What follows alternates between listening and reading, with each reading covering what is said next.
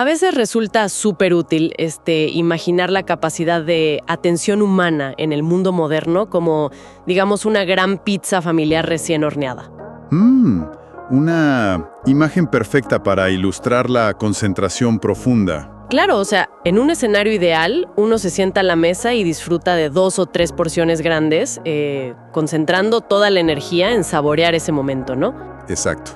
Se dedica un bloque de tiempo y, recursos cognitivos a una sola cosa. Pero luego, claro, observamos la realidad contemporánea. Entran en juego los algoritmos, las notificaciones constantes, las múltiples pantallas, y es como si pasaran un cortador rapidísimo sobre esa pizza. Sí, la cortan en pedazos cada vez más y más pequeños. Tal cual, hasta que ya no quedan porciones reales. Uno se queda mirando, un montón de migajas esparcidas sobre la mesa. Sobrevivir a base de esas migajas es, una mente fragmentada, dispersa y profundamente exhausta.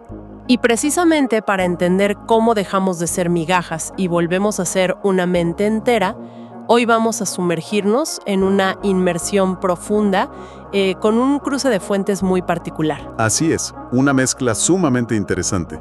Nuestro objetivo en este análisis es desentrañar el concepto de la construcción del ser y, digamos, cómo forjar el carácter en un entorno que parece diseñado para la distracción. Que es un reto mayúsculo hoy en día. Totalmente. Y para ello, los documentos que tenemos sobre la mesa combinan la estrategia de un canal enfocado en el crecimiento personal llamado Punto de Equilibrio, estudios de psicología conductual moderna y los contrastan con gigantes de la filosofía clásica. Gigantes como las meditaciones de Marco Aurelio y el Tratado de la Brevedad de la Vida de Séneca. Es una síntesis fascinante, la verdad. Yo misma me quedé atrapada leyendo. Es que lo que revela esta revisión conjunta, desde el primer momento, es que la cura para esa mente fragmentada no pasa por descargar una nueva aplicación de productividad. Ay, no, por favor, no más aplicaciones. Exacto, o implementar un truquito superficial de gestión de tiempo. Lo que los textos sugieren es que se requiere atravesar una profunda crisis existencial y filosófica. O sea, detenerse por completo. Sí. El verdadero reto es cómo anclar esa sabiduría milenaria en la realidad biológica y tecnológica de hoy para encontrar, digamos, un centro vital. Y me parece que para poder levantar esa fortaleza filosófica, primero tenemos que ponernos la bata médica y entender exactamente qué nos está enfermando. El diagnóstico, claro. Sí, las fuentes abordan este diagnóstico inicial discutiendo, la trampa de la productividad tóxica y un concepto sumamente interesante llamado la sociedad del cansancio. Ah, claro. Ese concepto específico proviene del análisis del filósofo Byung-Chul Han, y los documentos lo utilizan para explicar un cambio radical en la psicología social. Como era antes, según este autor. Bueno, Han argumenta que hemos pasado de una sociedad disciplinaria a una sociedad del rendimiento. Históricamente, la explotación venía de afuera. O sea, existía la figura de un jefe o un capataz que te obligaba a trabajar, ¿no? Exactamente, bajo amenaza de castigo. El mecanismo era la coacción externa. Pero las fuentes señalan que el sujeto moderno ya no necesita a ese capataz externo. Porque lo ha interiorizado. Sí, ha interiorizado el látigo bajo una ilusión de libertad. Y aquí hay algo que me llama muchísimo la atención. Los textos afirman que el arma principal de esta autoexplotación es el mantra de la positividad extrema. El famoso y peligroso "tú puedes". Ese mismo. Pero a ver, detengámonos ahí. Porque a simple vista, promover que todo es posible es la base del optimismo. Suena algo positivo. Claro, en la superficie suena muy motivador. Entonces, ¿cuál es el mecanismo exacto que convierte esa frase en una trampa, según el material que revisamos? El mecanismo, y esto es clave, es la privatización del fracaso. En un sistema disciplinario antiguo, si uno no lograba algo, podía culpar a la estructura, al jefe, a la falta de recursos. Digamos que había un límite externo visible. Exacto. Pero cuando la narrativa cultural convence a la mente de que no hay límites y de que querer es poder, la psicología cambia por completo. Ah, claro, si uno puede lograrlo todo, o sea, optimizar el cuerpo, monetizar los pasatiempos, aprender 3 idiomas a la vez. Y de repente falla, o simplemente el cuerpo colapsa por agotamiento, la culpa recae única y exclusivamente sobre el individuo. ¡Wow! Claro, el sistema se vuelve completamente invisible. Así es, el sistema opera utilizando la propia ambición de uno como combustible. El mandato de rendimiento genera esta compulsión interna por estar siempre haciendo algo útil. Lo que nos lleva directamente a esa tiranía de la optimización que mencionan las notas de punto de equilibrio. Ese susurro tóxico. Sí, ese susurro que dicta que cada minuto libre debe tener un retorno de inversión. Hemos llegado a un extremo donde el simple acto de sentarse en silencio genera un pico de ansiedad y culpa tremendo. Es una locura. Y estas notas estratégicas abordan otro mito muy relacionado, que es la multitarea. O sea, se ha vendido durante años como una habilidad ejecutiva superior, pero los documentos la catalogan como un error del sistema. Un error que aniquila el trabajo profundo. El famoso deep work, exacto. Y lo aniquila porque, biológicamente, la multitarea es una ficción. La neurociencia que respalda este diagnóstico explica el costo de cambio cognitivo. ¿Y cómo funciona eso en el cerebro? Bueno, el cerebro humano no procesa múltiples tareas complejas en paralelo. En realidad, cambia rápidamente la atención de una a otra. Como un interruptor que se enciende y se apaga muy rápido. Tal cual. Y cada vez que se cambia de foco, queda un residuo de atención en la tarea anterior. Si se hace esto constantemente, se drena la energía prefrontal, que es, digamos, la encargada de la lógica y la voluntad. Con razón. Por eso al final del día, aunque parezca que se hicieron 50 cosas, la sensación es de vacío. Vacío y un agotamiento extremo visible. Y paradójicamente, este agotamiento crónico, el burnout, se exhibe hoy como una medalla de honor. Como si fuera un símbolo de estatus. Exacto. Estar colapsado de trabajo se confunde con ser importante. Pero frente a este panorama tan sombrío, las fuentes contraponen la filosofía de la lentitud o el slow movement. Que es un contrapeso necesario. Pero aclaremos algo para quienes nos escuchan. No se trata de hacer las cosas con pereza o de celebrar la ineficiencia, ¿verdad? Para nada, no tiene nada que ver con la pereza. El concepto central aquí es recuperar el tempo justo. O sea, la velocidad adecuada. Sí, la velocidad biológica y cognitiva adecuada para cada actividad. De hecho, las fuentes rescatan la etimología de la antigua Grecia y Roma. Ah, lo del ocio y el negocio, eso me encantó. Es fascinante. Ellos entendían el ocio, el otium, no como tirarse en un sofá a consumir entretenimiento pasivo, sino como un estado de contemplación activa. El espacio donde el alma se nutría, ¿no? Exacto, donde las ideas realmente germinaban.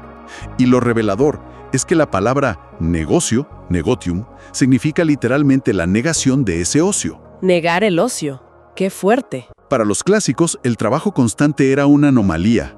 Era la negación del estado ideal de la mente. Lo que plantea una paradoja increíble. O sea, ¿por qué parece que la humanidad se siente más vacía y produce menos ideas disruptivas precisamente cuando está más obsesionada con ser eficiente? La respuesta a eso se encuentra en el mecanismo de la red neuronal por defecto.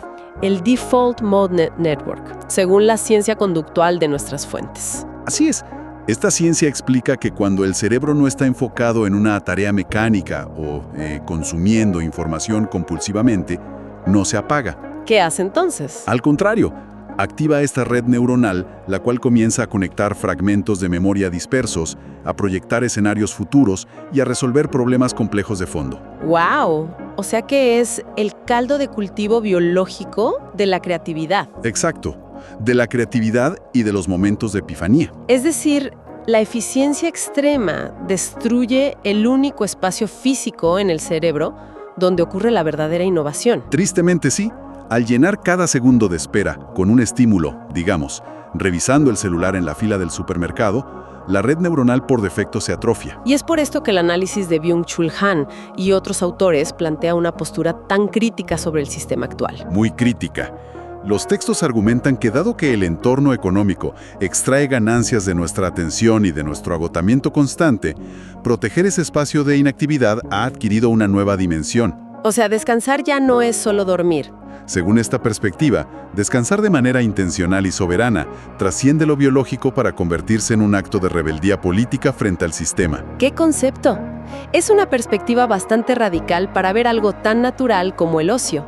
Pero a ver, si aceptamos este diagnóstico. Que es contundente. Sí, si entendemos que el mundo exterior es una tormenta diseñada para fragmentar nuestra atención y desmantelar nuestro ocio, la pregunta inmediata es lógica. ¿Cómo nos defendemos? Exacto. ¿Cómo se levanta un muro defensivo? ¿Dónde está el refugio?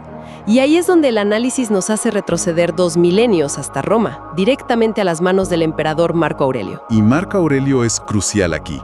En sus meditaciones, que fueron escritas en tiendas de campaña militares mientras se enfrentaba, guerras y plagas. Un contexto nada relajante. Para nada. Él establece una premisa inquebrantable, y es que el arte de vivir no es una danza grácil y coreografiada, es lucha libre. Es un combate cuerpo a cuerpo. Un combate constante contra el caos, la enfermedad, las opiniones ajenas y la pura incertidumbre del azar. Y para no ser aplastado en ese combate, propone la construcción de una ciudadela interior. Una fortaleza inexpugnable, pero psicológica, ¿no? Exactamente.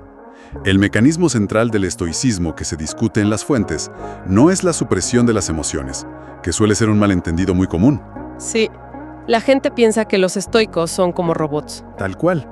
Pero en realidad es la separación radical entre el estímulo externo y el juicio interno. La premisa es que el mundo exterior es incontrolable y a menudo hostil. Claro, no se puede evitar que llueva, o que la economía fluctúe, o que alguien cometa una injusticia. Pero la ciudadela interior representa esa facultad racional de la mente que decide qué significado otorgarle a esos eventos. De hecho, las fuentes destacan una analogía visual muy cruda en las meditaciones sobre la resistencia al destino. ¿Ah? ¿La del cochinillo? Esa misma. Marco Aurelio compara a quien se niega a aceptar la realidad incontrolable con un cochinillo que chilla y patalea salvajemente mientras lo llevan al sacrificio. Es brutal la imagen. Es brutal, pero ilustra perfectamente el enorme gasto de energía inútil que implica pelear contra lo que ya es un hecho. Y lo contrasta con otra figura mucho más serena. Sí, con la figura de una roca imponente en la costa contra la cual rompen furiosos las olas, pero que permanece incólume hasta que el agua a su alrededor se aquieta. Esa es la imperturbabilidad estoica. Es el reconocimiento profundo de dónde termina la jurisdicción humana. Pero a ver, aquí quiero jugar un poco al abogado del diablo, porque siempre que se menciona esta imperturbabilidad, surge una duda legítima. Adelante, a ver. Plantarse como una roca frente a las desgracias y, digamos, despojar a la inteligencia de pasiones, ¿no es simplemente un mecanismo psicológico de represión? Es una pregunta muy válida. O sea, ¿no es desensibilizarse ante la vida para no sufrir? Es una distinción fundamental y las fuentes psicológicas modernas lo aclaran de maravilla. No se trata de represión emocional. ¿Cuál sería la diferencia entonces? Bueno, la represión ocurre cuando se siente miedo o dolor y la mente lo entierra negando su existencia. Y eso, como sabemos, genera patologías enormes. Sí, termina saliendo por otro lado. Exacto. El mecanismo de la ciudadela interior estoica es la reestructuración cognitiva. El estoico siente el golpe de la ola, siente la frustración o la tristeza inicial, pero interviene una fracción de segundo después para examinar esa emoción. O sea, se da cuenta de lo que siente. Sí, y en lugar de decir, esto es una tragedia que me destruye, dice, este es un evento adverso inevitable, mi tarea ahora es responder con virtud. Ah, entonces no se adormece el sentimiento, se neutraliza el juicio catastrófico que multiplica el sufrimiento. Eso es, se recupera la soberanía de la interpretación. Me encanta eso, soberanía de la interpretación. Y si Marco Aurelio nos enseña a construir esa fortaleza mental para protegernos del caos, la siguiente pregunta lógica en esta progresión es: ¿qué es exactamente lo que estamos protegiendo dentro de esa bóveda? Esa es la clave de todo. Porque los documentos apuntan a que el tesoro más codiciado y vulnerable no es nuestra paz en abstracto, sino algo mucho más finito, que es nuestro tiempo. Y ahí entra Séneca con su tratado de la brevedad de la vida. Un tratado que de verdad parece haber sido escrito esta misma mañana. Séneca desarma una queja universal. La idea de que la naturaleza humana es cruel porque nos otorga una vida muy corta. Siempre nos quejamos de que no hay tiempo. Pero la lucidez de Séneca radica en voltear el argumento. Dice que no es que tengamos poco tiempo, es que desperdiciamos una cantidad absurda de él en cosas que no tienen ningún valor real para nuestro carácter. Y lo que resulta fascinante es la explicación psicológica implícita de por qué hacemos esto. Hay una analogía en las fuentes que expone lo absurdo del comportamiento humano. La comparación entre el dinero y el tiempo. Exacto. Pensemos en cómo se trata la riqueza material frente a la riqueza temporal.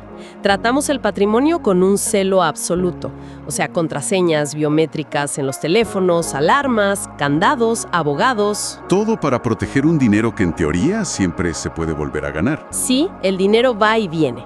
Pero con el tiempo operamos bajo una ceguera total. Dejamos la puerta de la bóveda abierta de par en par. De par en par. Permitimos que discusiones estériles en redes sociales, obligaciones impuestas por otros o el simple scroll infinito en el celular nos roben horas enteras. Entregamos el tiempo a cualquiera como si fuera un recurso renovable. Cuando es biológicamente lo único que nadie nos puede devolver. Un martes perdido es un martes que desaparece del universo para siempre. Y esa incapacidad para conceptualizar la finitud del tiempo es lo que Séneca ataca con dureza.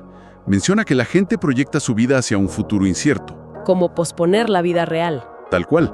Guardan la virtud, el ocio real y la contemplación para la edad de jubilación, digamos a los 60 años, dedicando toda la juventud y la vitalidad a ambiciones ajenas.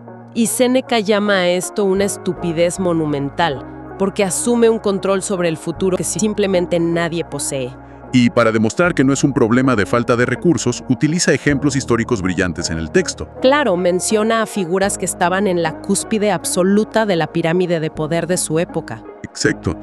Menciona al divino Augusto, el hombre más poderoso del Imperio Romano. Y este hombre pasaba sus días fantaseando con retirarse de la política y anhelando el descanso. Quejándose constantemente de su propia grandeza, imagínate. ¿Sí?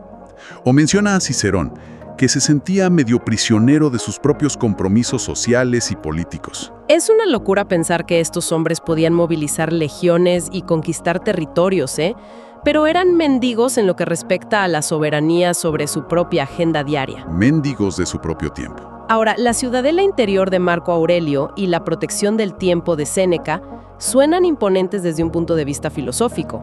O sea, son ideas que resuenan profundamente en la teoría. Sí, suenan muy épicas. Pero aquí está el problema práctico. Al cerrar el libro de filosofía clásica, pues la realidad moderna sigue intacta. La vida cotidiana no perdona. Exacto. Todavía hay que levantarse a las 7 de la mañana, enfrentar el tráfico, hacer reportes financieros aburridos, lavar la ropa y realizar una infinidad de tareas mundanas que, la verdad, no se sienten nada épicas. Para nada épicas. Entonces, ¿cómo se mantiene esa cordura estoica y se forja el carácter en medio de la monotonía absoluta de la rutina diaria? Bueno, ese es el eslabón perdido que la teoría pura a menudo ignora. Y es donde los apuntes estratégicos del canal Punto de Equilibrio proponen una síntesis fenomenal. ¿Qué plantean exactamente? Para resolver este vacío entre la teoría majestuosa y la práctica mundana, los documentos cruzan dos conceptos muy distintos: el optimismo absurdo del existencialismo de Albert Camus y la neurociencia de los hábitos atómicos de James Clear. Tremenda combinación. Comencemos con Camus, porque utiliza una de las metáforas más poderosas de la literatura, el mito de Sísifo. Una historia clásica. Sí, la historia cuenta que Sísifo es condenado por los dioses a empujar una roca gigante por la ladera de una montaña escarpada. Y justo cuando llega a la cima, exhausto, la roca vuelve a rodar hasta el valle por su propio peso. Todo ese esfuerzo para nada. Exacto. Y Sísifo tiene que bajar y empezar de nuevo, repitiendo este ciclo inútil por toda la eternidad. O sea, es la representación definitiva de la futilidad. Y Camus utiliza a Sísifo como el espejo de la condición humana moderna. Todos nosotros tenemos una roca. Nuestra rutina, digamos. Sí, la alarma que suena cada día, el trayecto al trabajo, los correos que nunca dejan de llegar, los platos que se ensucian apenas terminamos de lavarlos. La existencia está inherentemente ligada a la repetición. Pero Camus introduce ahí su optimismo absurdo. Él dice que debemos imaginar a Sísifo feliz. Y tengo que intervenir aquí porque al leer esto con una mentalidad del siglo XXI, es muy fácil levantar una bandera roja. Entiendo por dónde vas. O sea, romantizar el hecho de empujar una roca inútilmente no es caer en la misma positividad tóxica que criticábamos al principio. Suena que Camus sugiere conformarse con la monotonía y sonreír mientras el sistema nos aplasta, en lugar de intentar escapar. Es una excelente observación, la verdad, pero el mecanismo filosófico de Camus opera en otra frecuencia. No se trata de conformidad ni de positividad tóxica. ¿De qué se trata entonces? Se trata de soberanía cognitiva. Sísifo no sonríe porque ame la roca, sonríe porque al aceptar plenamente la absurdidad de su tarea y decidir ejecutarla con total conciencia, le arrebata el poder a los dioses que lo castigaron. Ah, entiendo, o sea, no se deja quebrar. Exacto. Su victoria consiste en no sucumbir a la desesperación que el castigo buscaba generar. Camus argumenta que encontrar significado en la acción presente, por mundana que sea, es la rebelión última. Es como decir, ustedes pueden condenarme a la repetición, pero yo decido el significado de mi esfuerzo. Tal cual, es una rebelión puramente interna. No cambia la roca, cambia la mente que la empuja. ¡Qué poderoso! Y es justamente aquí donde entra la maquinaria de precisión de James Clear. ¿Qué es la aplicación práctica de todo esto? Sí, porque las fuentes integran los hábitos atómicos no como un simple manual de productividad corporativa, sino como la herramienta neurobiológica para aplicar la filosofía estoica y el absurdismo en la vida diaria. Es que complementa la teoría de la identidad a la perfección. La formación del carácter de esa ciudadela de Marco Aurelio no ocurre a través de una revelación mística gigante de la noche a la mañana. No es magia, pues. No. Según la ciencia conductual, ocurre mediante la repetición de pequeños ciclos neurológicos, o sea, señal, anhelo, respuesta y recompensa. Y los hábitos atómicos son esas tareas minúsculas, esas pequeñas rocas diarias que empujamos. Exacto. La diferencia crucial con el mito es que la ciencia demuestra que estas acciones sí acumulan un interés compuesto biológico. O sea, sí llevan a algún lado. Sí, cada vez que se elige responder a un estímulo con virtud o mantener el foco en lugar de distraerse, se fortalece una vía neuronal específica. Y las fuentes citan algo vital de Clear aquí, y es que cada acción es un voto por el tipo de persona en la que uno desea convertirse. O sea, la identidad no precede al hábito, la identidad emerge de la evidencia acumulada por los hábitos. Exactamente. Es la arquitectura de la mente a través de la acción repetida. Toda esta integración está brillantemente encapsulada en el manifiesto visual del canal Punto de Equilibrio que describen los documentos. Sí, el diseño de su logo es una lección en sí mismo. Las notas especifican una paleta de colores serenos, cianes y cobres, que invitan a la calma profunda. Y en el centro, una balanza estilizada. ¿Y qué hay en la balanza? Pues en un plato descansa un cerebro sobre un libro abierto, que es la representación pura de la filosofía clásica, de Séneca, de Marco Aurelio, de la contemplación del otium que hablábamos. ¡Qué belleza visual! Y en el otro plato, equilibrando la balanza, hay una flecha ascendente cruzada por un gráfico que representa la ciencia conductual moderna, los hábitos y la acción metódica en el mundo real. Esa imagen cristaliza el propósito de todo este análisis. Ninguno de los dos lados puede sostenerse solo frente a la sociedad del cansancio. Es que son codependientes, ¿no? La filosofía estoica, representada por el libro La idea de la ciudad del interior, necesita desesperadamente la metodología neurológica de la flecha ascendente para poder aplicarse en medio del ruido del año 2026. Sin duda. Si la ciencia del hábito, la filosofía se vuelve estéril. Se queden solo frases bonitas para repetir. Y en la dirección opuesta, digamos, la ciencia de la optimización y los hábitos, sin una base filosófica que establezca hacia dónde apunta esa flecha y por qué, es completamente ciega. Ciega y peligrosa, porque nos devolvería rápidamente a la rueda de hámster de la productividad tóxica, haciéndonos hacer eficientemente cosas que no tienen ningún sentido. Totalmente. Y bueno, si observamos el recorrido intelectual que hemos trazado a través de estas diversas fuentes, la estructura es súper sólida.